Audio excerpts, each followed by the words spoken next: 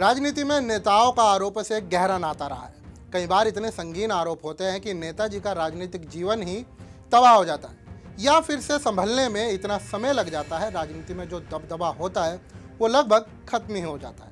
इल्जाम कुछ भी हो, समय रहते बेगुनाही साबित ना कर सके तो नेतागिरी की नगरी में बहुत हद तक आपका दायरा सिमट जाता है।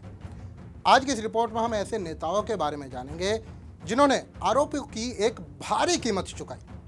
द्रुमक और अन्ना द्रुमक पर भ्रष्टाचार का आरोप। दो द्रविड़ पार्टियां द्रविड़ मुन्ने कसगम और ऑल इंडिया अन्ना द्रविड़ मुन्ने कसगम पर भ्रष्टाचार को बढ़ावा देने और भ्रष्ट नेताओं को बचाने का आरोप लगाया गया। तमिलनाडु में हर 5 साल में द्रुमक और अन्ना द्रुमक के बीच सत्ता बदलती रही है, लेकिन 2016 के एक उल्लेखनीय बदलाव हुआ जब 2011 से 2016 तक सत्ता में 5 साल के कार्यकाल के बाद अन्ना द्रुमक ने वापसी की और 2021 तक उसकी सरकार रही। वी सेंथिल बालाजी, सबसे पहले जिस नेता की हम बात करने जा रहे हैं वो है वी सेंथिल बालाजी। राज्य में भ्रष्टाचार का आरोपों का सामना करने वाले नवीनतम वरिष्ठ राजनेताओं द्रुमक के बिना विभाग के मंत्री वी सेंथिल बालाजी, जो जून 2023 में जेल में है। प्रवर्तन निदेशालय ने उन्हें नकदी के बदले नौकरी मामले में गिरफ्तार किया था। इस मामले में नौकरी के इच्छुक कई उम्मीदवारों को मंत्री और उनके सहयोगियों, जिनमें उनके भाई अशोक कुमार भी शामिल थे, ने कथित तौर पर धोखा दिया था। ईडी ने धनशोधन निवारण अधिनियम PMLA 2002 के तहत मामला दर्ज किया और मंत्री को चेन्नई की पुझल केंद्रीय जेल में भेज दिया गया।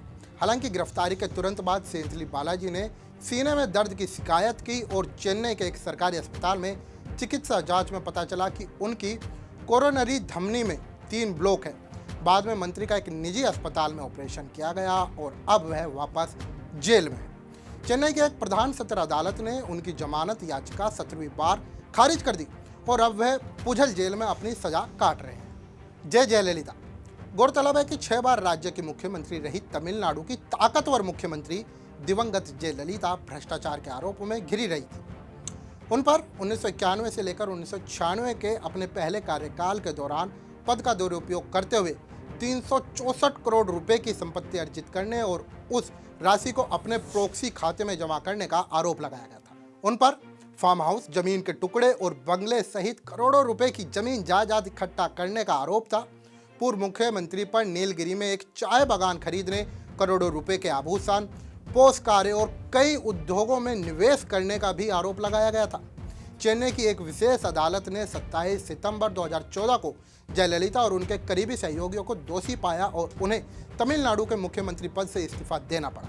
हालांकि 11 मई 2015 को मद्रास हाईकोर्ट ने जयललिता को सभी आरोपों से बरी कर दिया था। 15 फरवरी 2017 को सुप्रीम कोर्ट ने विशेष अदालत के फैसले को बरकरार रखा और सभी को दोषी ठहराया। मुख्यमंत्री M.K. स्टालिन के चचेरे भाइयों पर आरोप। उल्लेखनीय है कि द्रुमक DMK के पास मारन बंधुओं के साथ भ्रष्ट राजनेताओं की एक अपनी सूची है। मुख्यमंत्री M.K. स्टालिन के चचेरे भाई दयानिधि मारन और कलानिधि मारन पर एक अवैध टेलीफोन एक्सचेंज मामले में CBI द्वारा आरोप पत्र दायर किया गया था। अवैध टेलीफोन एक्सचेंज मामला उस समय का है जब दयानिधि मारन 2004 से 2007 तक पहली बार UPA सरकार के दौरान दूरसंचार मंत्री थे। CBI ने दयानिधि पर अपने कार्यकाल का दुरुपयोग करने और 2004 से 2006 की अवधि के दौरान चेन्नई में अपने गोपालपुरम आवास के साथ साथ बोट क्लब में एक निजी टेलीफोन एक्सचेंज स्थापित करने का आरोप लगाया था। CBI ने पूर्व केंद्रीय मंत्री पर सन टीवी नेटवर्क और अवैध अपलिंक की सुविधा के लिए अपने आवास पर 764 हाई स्पीड दूरसंचार लाइनें स्थापित करने का आरोप लगाया। CBI ने मारन बंधुओं पर सन टीवी नेटवर्क को फायदा पहुंचाने के लिए अवैध टेलीफोन कनेक्शन के जरिए सरकारी खजाने के 1.76 करोड़ रुपए का नुकसान पहुंचाने का आरोप लगाया। पूरे देश में चर्चित रहा 2G स्पेक्ट्रम घोटाला। 2G स्पेक्ट्रम घोटाले ने तमिलनाडु की राजनीति को हिलाकर रख दिया और केलेंगार करुणानिधि की बेटी कनिमोझी करुणानिधि, जो वर्तमान में थूथुकुडी निर्वाचन क्षेत्र से संसद सदस्य है, पर तत्कालीन दूरसंचार मंत्री और केंद्रीय मंत्री ए राजा के साथ मिली भगत करके केलंगार टीवी के खजाने में लगभग 2 अरब रुपए की राशि स्थानांतरित करने के लिए CBI द्वारा आरोप पत्र दायर किया गया था। उन पर चेन्नई में आयकर विभाग द्वारा कर चोरी का भी आरोप लगाया गया था। कनिमोझी पर आपराधिक साजिश धारा 120 बी, धोखाधड़ी धारा 420 और जालसाजी धारा 468, 471 और भ्रष्टाचार निवारण अधिनियम के तहत मामला दर्ज किया गया था। कनिमोझी को 20 मई 2011 को सीबीआई ने गिरफ्तार किया था और 188 दिन की हिरासत के बाद 28 नवंबर 2011 को जमानत दे दी गई थी।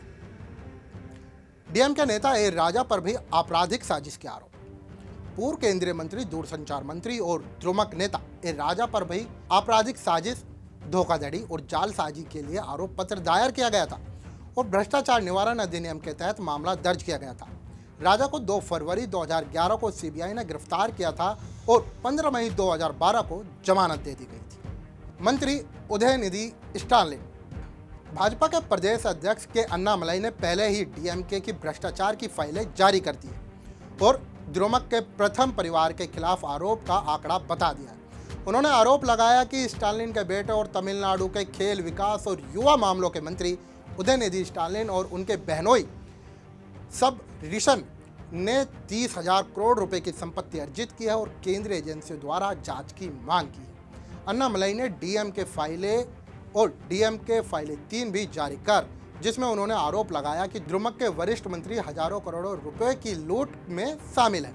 वहीं राजनीति के उथल पुथल के जारी बीच सुपरस्टार विजय ने टीवीके लॉन्च की।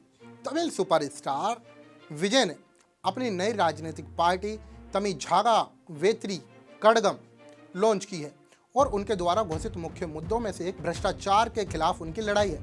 उन्होंने सार्वजनिक रूप से कहा कि वे भ्रष्टाचार पर कोई समझौता नहीं करेंगे और पार्टी का मुख्य फोकस तमिलनाडु राज्य से भ्रष्टाचार की संस्कृति को खत्म करना है। Centre for policy and development studies के निदेशक सी राजीव ने कहा, डीएमके और अन्ना द्रुमक दोनों भ्रष्टाचार में शामिल रहे हैं और राज्य में एक नया राजनीतिक सूत्रीकरण होना चाहिए जो भ्रष्टाचार के खिलाफ खड़ा हो सके। इसने तमिल समाज के लिए खतरा पैदा कर दिया है। भाजपा के प्रदेश अध्यक्ष के अन्नामलाई भ्रष्टाचार के खिलाफ एक योद्धा प्रतीत होते हैं और आम जनता को इस प्रयास में और भ्रष्टाचार के खिलाफ उनकी लड़ाई में उनका समर्थन करना चाहिए। एक ऐसा खतरा जो तमिलनाडु के लोगों के रोजमर्रा के जीवन में खतरे को डाल रहा है। राजनीति पर आरोप प्रत्यारोप का दौर चालू रहता है। ऐसे में जो आम पब्लिक है, जो वोटर है, उसे अपने समर्थन में किसी को भी वोट करे, लेकिन आपसी रिश्ते को कभी खराब ना करे।